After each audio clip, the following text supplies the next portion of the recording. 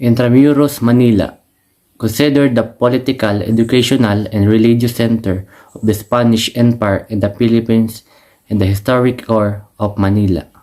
Intramuros used to be an opulent walled city, strategically located along the Manila Bay.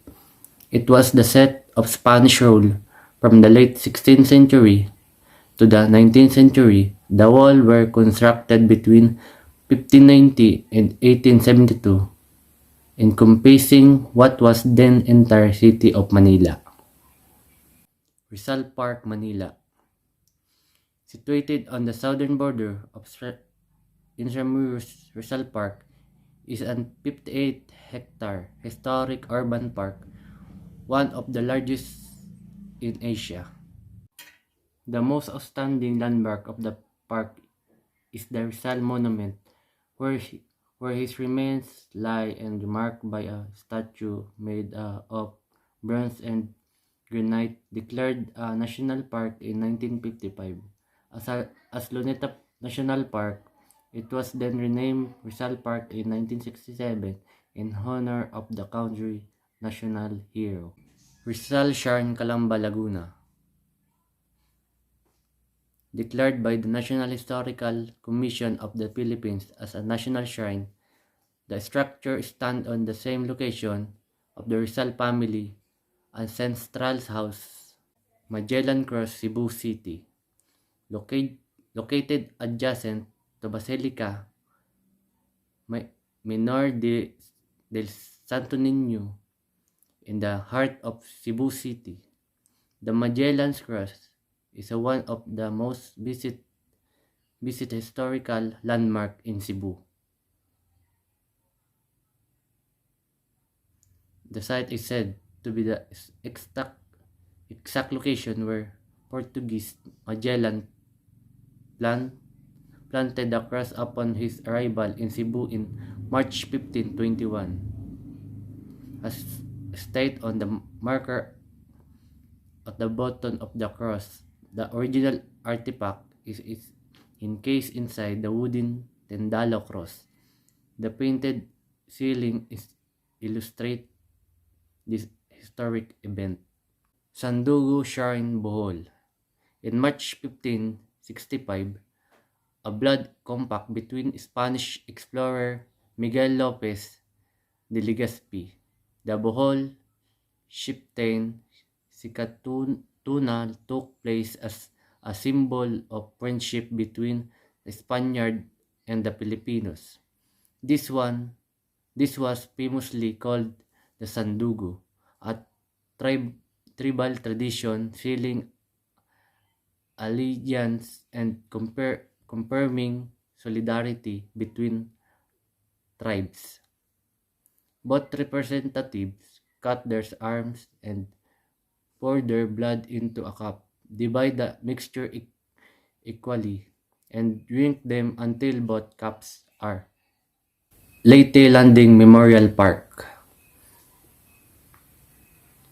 Proclaimed a national park in July 1977, the MacArthur Leyte Landing Memorial National Park was also designed as a National Historic Landmark by the National Historic Commission in 1994. This park was established in celebration of a significant event in history, a day landing in October 1944, where Douglas MacArthur, together with his entourage, finally fulfilled his promise to come back and help the Philippines gain back its independence from the Japanese. A few days later, the Battle of Leyte Gulf, the largest naval battle of World War II, erupted. Corregidor Island. Strategically situated at the mouth of the Manila Bay and facing the West Philippine Sea, Corregidor Island played an important role as a military base during World War II, nicknamed the Rock. This fortified island was part of the harbor defenses protecting the Manila Bay from enemy attack. The island suffered massive destruction after the war. Sultan Kudarat Monument, Sultan Kudarat. Muhammad di Patuan Kudarat, famously known as Sultan Kudarat, was revered and hailed as the greatest sultan that ever ruled in Mindanao. He was celebrated warrior, fearless in the face of the Spanish conquistador who tried to occupy his ancestral domain. He tenaciously defended the Islamic faith and steadfastly held his ground against the Spanish invaders. Malacanang Palace, Manila. Malacanang Palace is the official residence and office of the President of the Philippines. It has served numerous leaders, from the Spanish Governor General to the President of the Republic of the Philippines.